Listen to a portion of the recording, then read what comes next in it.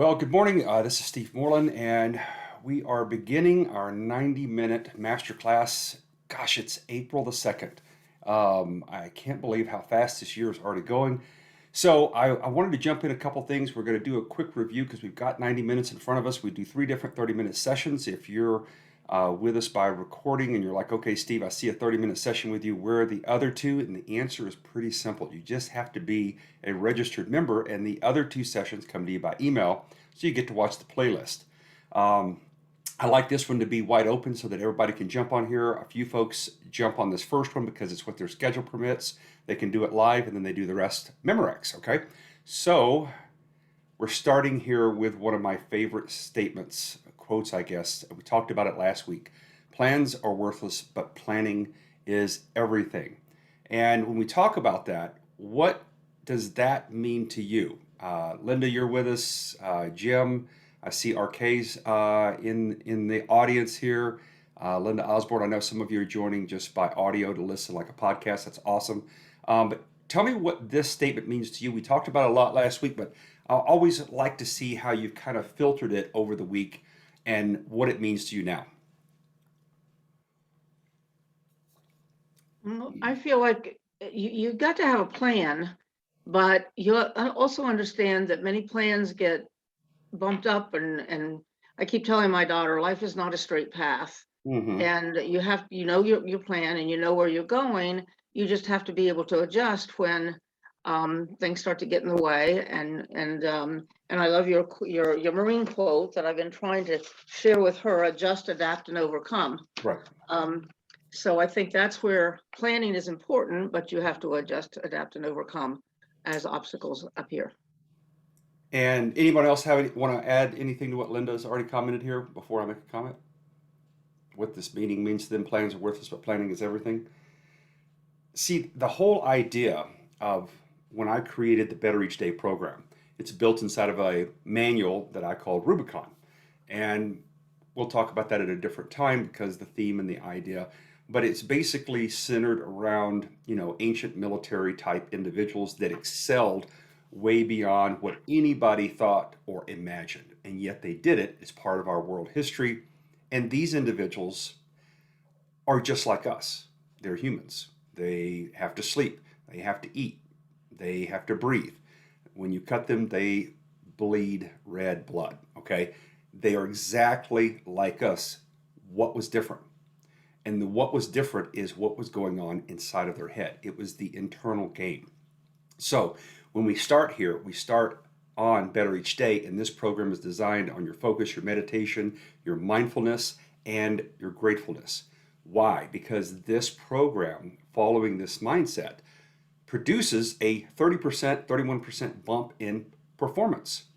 And so if you want to look at something, when you say plans are worthless, but planning is everything, it all begins with how you begin your plan. You know that the day is not going to go exactly like you wanted it. You know the week is not going to go, the month, the year, the decade, exactly like you want it. So you can build your plans. And Churchill's saying that's worthless. Why is he saying it's worthless? Because stuff happens, right? Stuff happens, and it causes you to deviate, Linda, like you're teaching your granddaughter, that you have to learn to improvise and adapt and overcome, to learn how, when you get knocked off course, you have to come back to course, okay? But think about this. If you don't have a course to begin with, what do you come back to? That's the underpinning foundation of what we're talking about here. So I'm going to jump over here. I'm going to advance this slide just 1 minute. We're going to go back over here and share something, okay? And then we're going to do our meditation today as well. So when we talk about the concept that we're doing here at Better Each Day, this comes from the program that I called Rubicon. And some of you have heard me talk about this before. This is an ancient Latin saying that came from the Roman legions. Am not curiam victoriam. Okay, I hope I'm pronouncing it correctly and giving it proper recognition. But since Latin is a dead language, I think I got a little bit of, grace. But it translates to this: victory loves preparation. And so in our life, if we want to succeed, if we want to be victorious, we first have to define What does victory mean? What does it look like? What does it smell like? What does it taste like? What are the sounds that have that around us? And that's why we do the meditation that I've built before and shown you how Dr. Dispenza talks about, not just doing what Vishen does and some of the other individuals about doing mindfulness and being grateful in the moment. Sean Acor, we follow his system called the happiness advantage, right? And that's the focus of being grateful in the moment and being grateful in collaboration with other individuals, because it makes our journey easier. The collaboration and the synergy of like-minded individuals focusing on gratefulness helps us accomplish those feat that feel like they're a little too big for us, right? In fact, he has the actual hard statistic, and the statistic is this: it's a 20% reduction in difficulty when you decide to conquer the mountain with more than one person, with more than yourself. 20% less difficulty. And if we're grateful about things, we focus on mindful, we get a 31% increase in difficulty. If you add that together, what does that sound like? That's a pretty big improvement, okay? I don't care how you do the math. That makes your day become better. It helps you become more achieving, more victorious. So I want to talk about some of the other things that we've mentioned as we've gone through the program. We've been talking about weeks ago, we started building out what our ultimate end was. What did we want our life to have meaning about? And we call this what? We call it the gravestone effect. And you can see the logo here of the Rubicon system. We have this on our compass, and this is designed to give us what? Bearing.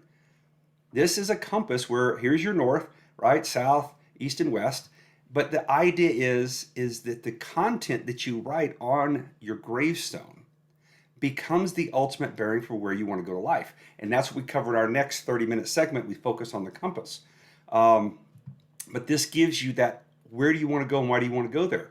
And it ends up building out a direction that looks like a pyramid. So we know what our ultimate goal is. This is our outcome. This is what we want our gravestone. So we know what we want our life to mean as a memorial. And this memorial here becomes what? A personal legend. It's disrespectful or irreverent, in my opinion, to live a life that is irrelevant, that is meaningless. Our Creator did not give us this magnificent thing called life for us to just go willy-nilly and go, oh, well, I existed, watched some Netflix, had some great quesadillas, and I'm done. And no one even knows you existed. To me, that's irreverent.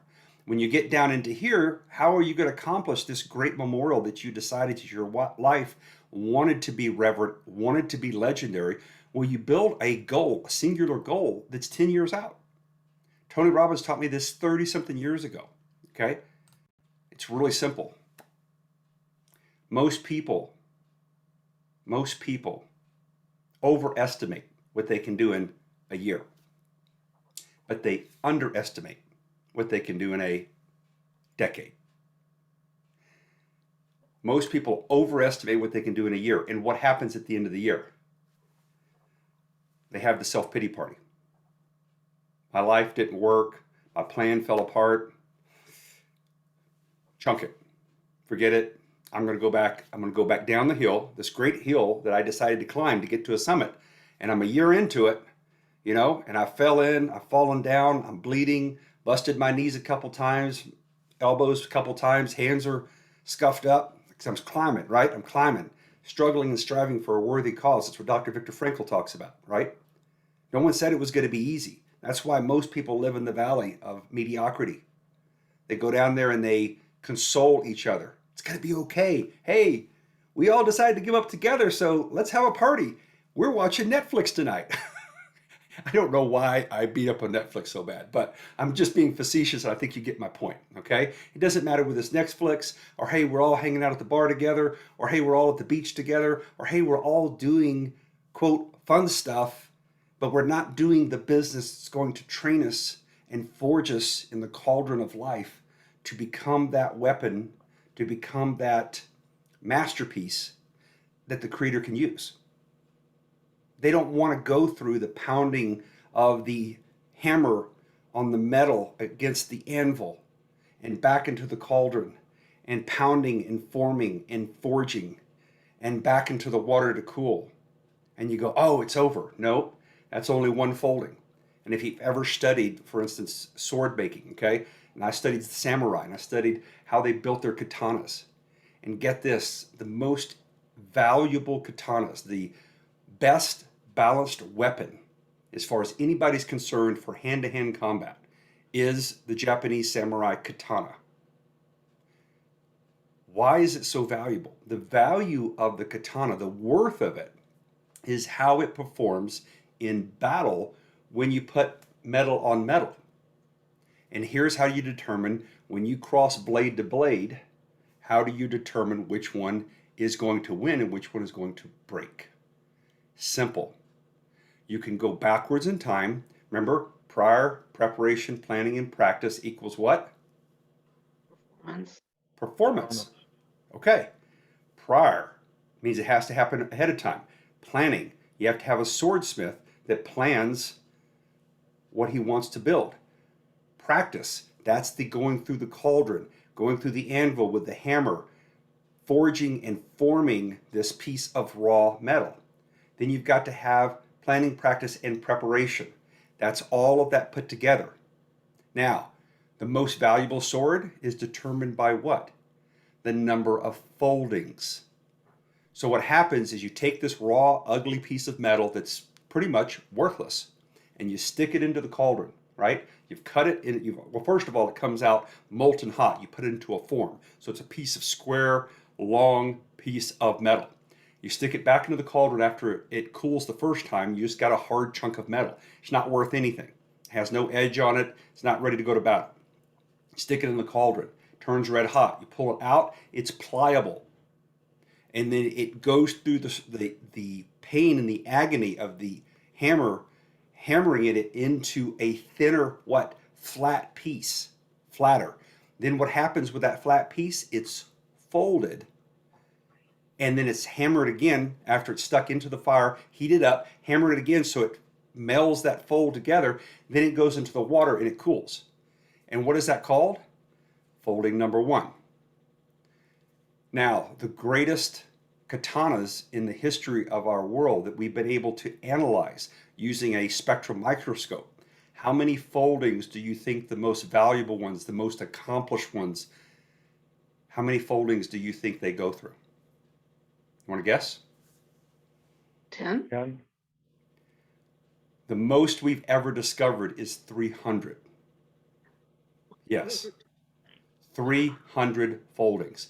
And that katana is in a private collector and it is priceless. And it goes back to the story of how many times it actually went through battle, and it was with a samurai or a daimyo or a shogun, and they went battle after battle after battle, and this particular weapon continued to win. Why? It's because it had more tensile strength. Tensile strength is the measurement of the foldings of how much suffering and agony and pounding and feeling like it was striving for on purpose that was unknown to the metal. The only person that knew what the outcome was the swordmaster. So when you find your mission and when you are being molded by the master, it doesn't mean that it's going to be easy because you're being prepared for greater service. Does that make sense? I love that analogy. I learned it a long time ago when I studied, ancient military history. But when we go back to what we're talking about here from a time standpoint, I'll share my screen with you again. That means that you have to know where you're going, because the ultimate outcome here is you want to be useful, you want to be legendary, you want to be reverent for the life that you're giving here. So your goal is, who are you going to become? That's the whole concept that Aristotle taught at young Alexander, is be as you wish to seem. Who do you want to become in 10 years from now? And then you can get down to here, then you break the big goal, who you want to become, and what do you need to do in 1 to 10 years, these are called objectives, and then what do you need to do today, tomorrow, next week, and next month here to get to here? And all of this goes where? In alignment, in one line, towards the ultimate outcome of being what? Of being worthy. So we've talked about this. Last week we talked about this, okay? That all of us start off with hope, and we hope it's going to be easy, and we're arrogant, and we think we're Johnny Badass, okay? And then what happens? Pressure shows up, and that pressure is painful. And we go down into this trough, and then we find out what we're made of. Most people, when they get into the pain and pressure, they bolt. They run back down into the valley. They cry. They blame. They complain. And they get down here, and they give up. Why? Because they didn't have an outcome, a destiny that they wanted to go to. So when they get down here, if they have no purpose, no mission, no ultimate legend that they want to become, if they haven't found out their why, then all of this pain, they have no endurance. There's no grit. So they don't get to gain the insight that comes from continuing to do the right thing over time. And this builds our confidence. The difference between confidence and arrogance, one word: performance. Those that are arrogant haven't been tested yet. This is called testing. When you have confidence, it's not arrogance. You just know that you know what you're doing because what? You've already been to hell, and you learned how to keep marching while you were there so that you got the insight. That's the rank, if you want to call it. I'll use a military jargon, okay? You gain the rank from going through difficulties. You can't get through difficulties if you don't have grit. Grit comes from having an outcome, a personal legend that you want to reach. We touched on this a little bit last week. This right here is what Socrates referred to in his great story called The Cave.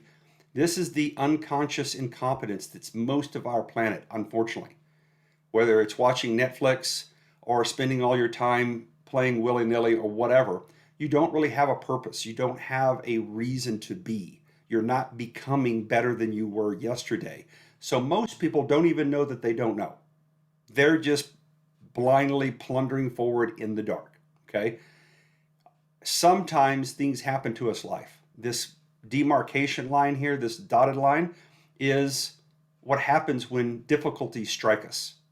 They cause a awareness. We call it the Kairosian awareness because in Socrates' story called The Cave, the person that woke up, that got woke, okay, that's the new term that's trendy, woke, or you got awakened, or you got enlightened, his name was Kairos. And Kairos had a great story there that he learned how to do the opposite of what everybody else was doing in the cave that was stuck in their familiar misery.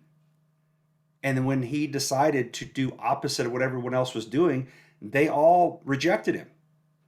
And he had to go by himself out of the back of the cave. But what did he find when he went through the cave door? He found a place of freedom. He found free world, if you will. He found a freedom, an opportunity to go into what? An unknown place, a place that he didn't have a map for. But what he knew is he didn't want to stay in the place where everyone else lived and complained and blamed in their familiar misery, scared of things, fearing things that really didn't exist. And so you have to be willing to go through this evolution, go through this difficult time to get into this place of conscious incompetence.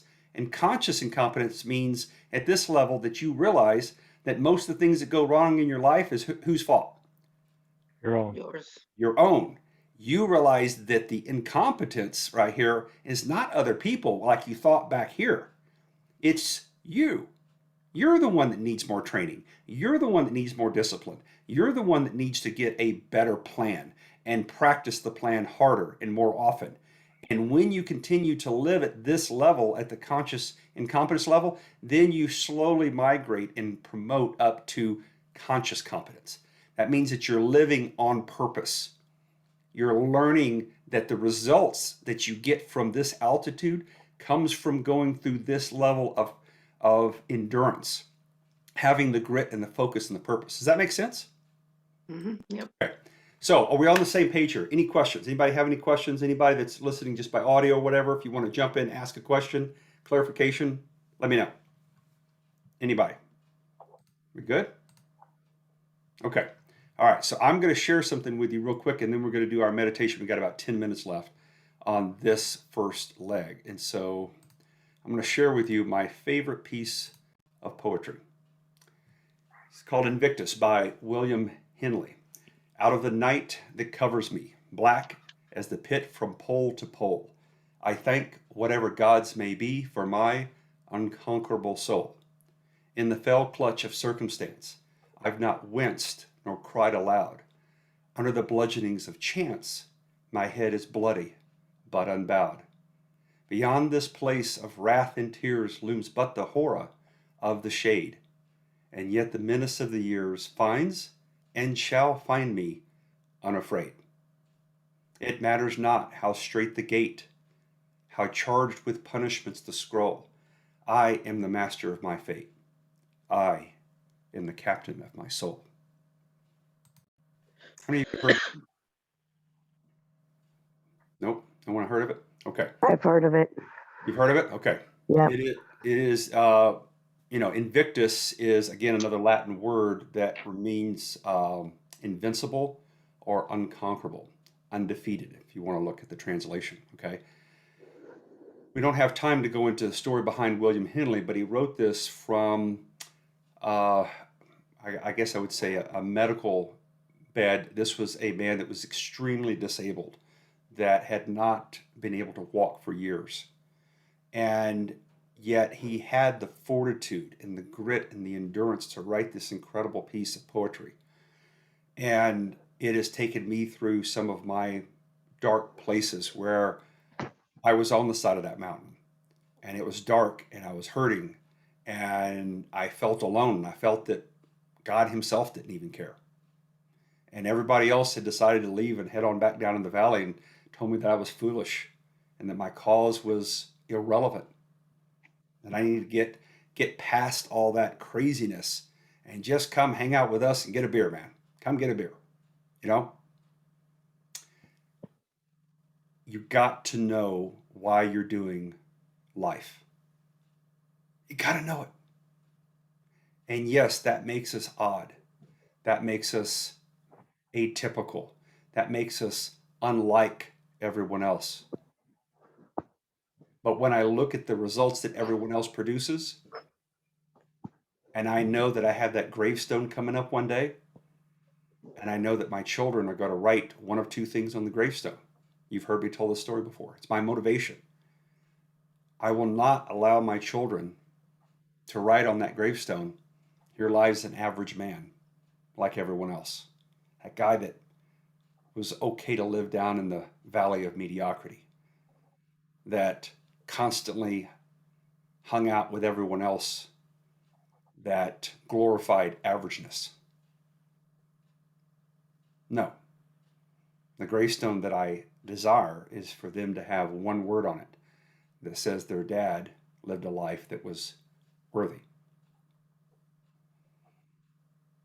Worthy is about going through the cauldron, whatever that means to you.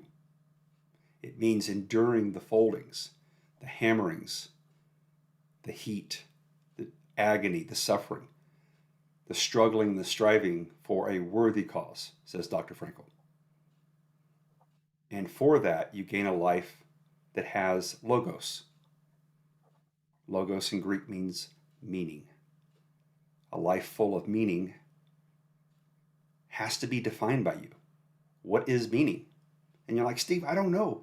I just joined this program because I don't know what meaning is. You're asking a hard question. I know. Yes, I know. And it doesn't mean that you're going to capture the answer right now, and I'm not going to give it to you because my answer for meaning is for my life. Your answer for meaning has to be discovered by you continually asking a very important three-letter question. Why? And when you get an answer, you ask why again. And you keep asking why again and again until you don't get another answer. And when you don't get another answer, that means the last answer is your meaning.